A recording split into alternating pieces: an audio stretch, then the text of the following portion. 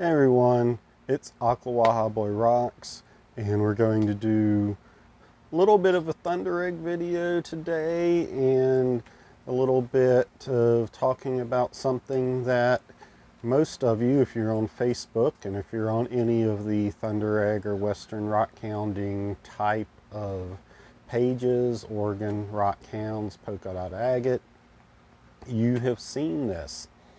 So I have talked about Cindy from the Mitchell shop, where you can get some great material like this, or at least could get. And Cindy passed away not too long ago, and her funeral is today. So I am in Florida, so I am not there. So what I'm going to do is cut some material that I got from her shop and tell you a little bit about it and show it to you. So I've already featured a viewpoint egg on here, so this is a viewpoint egg. That was one of Cindy and her husband Cop's claims up in the Ochocos.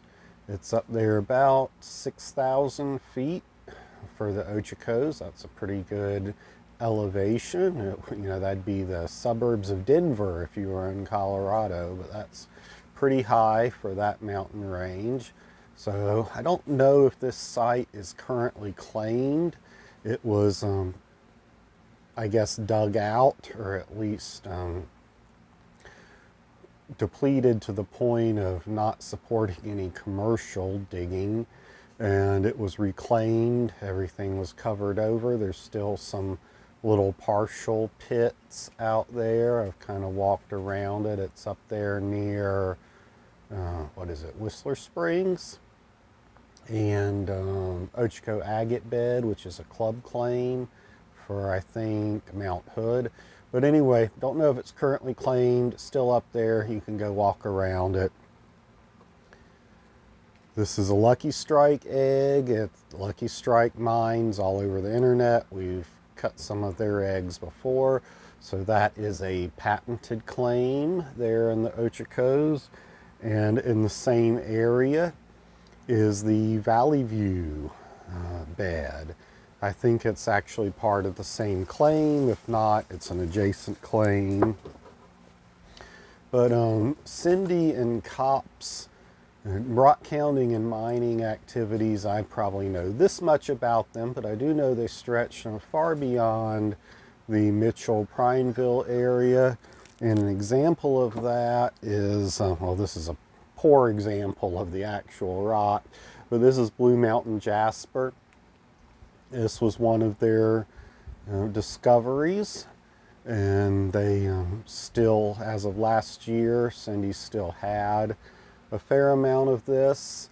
I got it, the pieces I have, from her daughter, who actually winters about 45 minutes down the road from me. So she brought a carload down here to Florida one winter, and I went and bought some from her. So I'm going to chuck all this stuff up in some of the various saws, and we're going to cut it.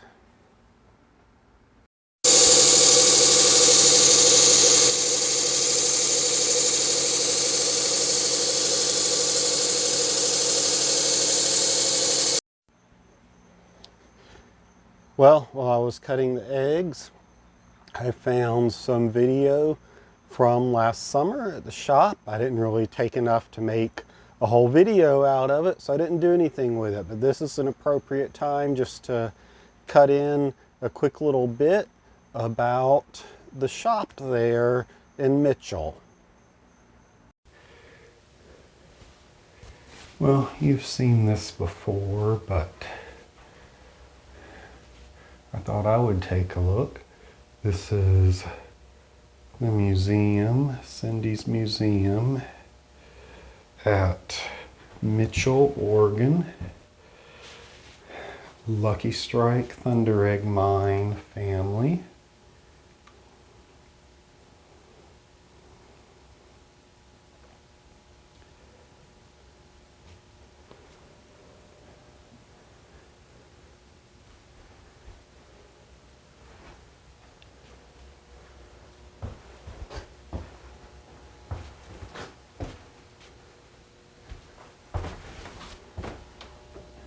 That's a cool piece of flint.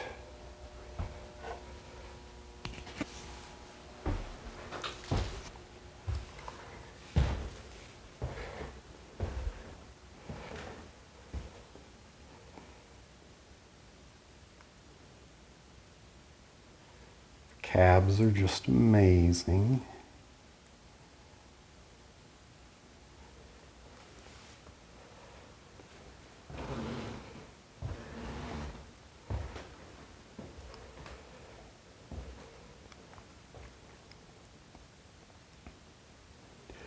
Now this family originally had a lot of the famous claims down in the McDermott area, also here in the Ochocos.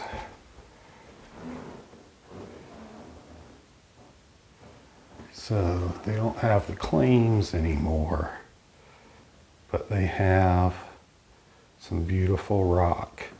Well, they do have the Lucky Strike, of course, and along with that is the Valley View.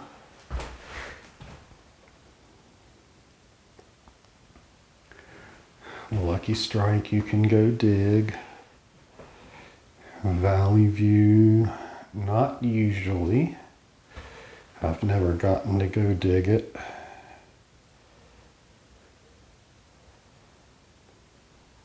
I think that is the person who did most of the digging there.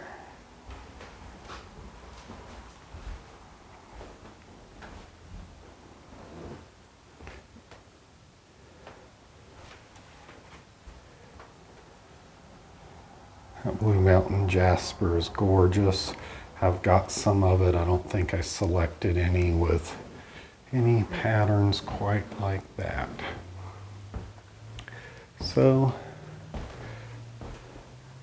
this is the museum. It's here on Highway 26 in Mitchell. And let's go out and take a look at some rock. Oh, that's from down my way, south of me. And then some coral from either Tampa Bay or Withlacoochee. So that's kind of funny. All right, let's go outside. Okay, here on the corner of my very messy table. Let's look at some of this material. We'll start with the Blue Mountain jasper. I have a box somewhere that's labeled BMJ for Blue Mountain jasper that has my better pieces in it, but this is a pretty plain piece. You can see it's trying to maybe start an orb right there, but I don't think it's worth cutting into anymore. When they brought this stuff down, I really didn't know anything about looking at the outside and did not do a good job picking pieces. So let's next do the Lucky Strike. That real brittle rhyolite got me there, left me a big chunk. Not necessarily much interesting going on there, but it's a pleasant enough egg. Viewpoint. These are not real showstoppers, but at least have the two colors of jasper going on in there. And it's a reasonably solid egg. There's a pretty big crack there between my thumb and finger, but it looks like that's healed in with jasper. And then this egg I knew was going to have decent agate in it, but I was still... Now this is my first Valley View that I've cut, and if it'll focus, those are some really, at least I think, some really lovely colors there. So I'm really happy with this. I shipped back one flat rate box of these things to myself, and if they all have those purpley tints, purple reddish tints in them, I'm going to be really happy with those.